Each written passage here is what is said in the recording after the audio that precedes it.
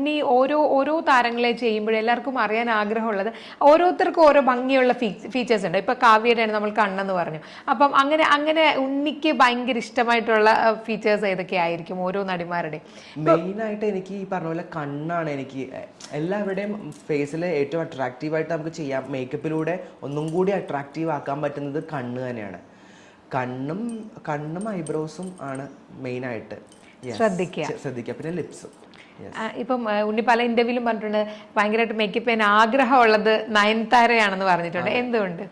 എനിക്ക് നയൻതാരനെ ചെറുപ്പം മുതലേ ഭയങ്കര ഇഷ്ടമായിരുന്നു കാണാനും.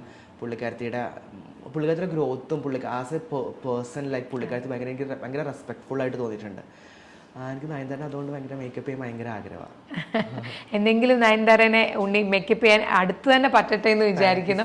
അതുപോലെ ഉണ്ണി ഇപ്പം നയൻതാരയുടെ കാര്യം പറഞ്ഞു. ഇനിയിപ്പം ഈ പറഞ്ഞ എനിക്ക് തോന്നുന്നു മലയാളത്തിലേയും തന്നെയല്ല മികച്ച ആൾക്കാരെല്ലാം തന്നെ ഉണ്ണി മേക്കപ്പ് ചെയ്തു. അപ്പം ഇനി വേറെ നയൻതാര അല്ലാതെ ആഗ്രഹമുള്ളത് ആരെയായിരിക്കും? എനിക്ക് ഒബിയസ്ലി ബോളിവുഡിൽ മേക്കപ്പ് ചെയ്യണമെന്ന് ആഗ്രഹമുണ്ട്. യെസ്, അതാരായാലും കുഴപ്പമില്ല, ബോളിവുഡിലേക്ക് എത്തണം.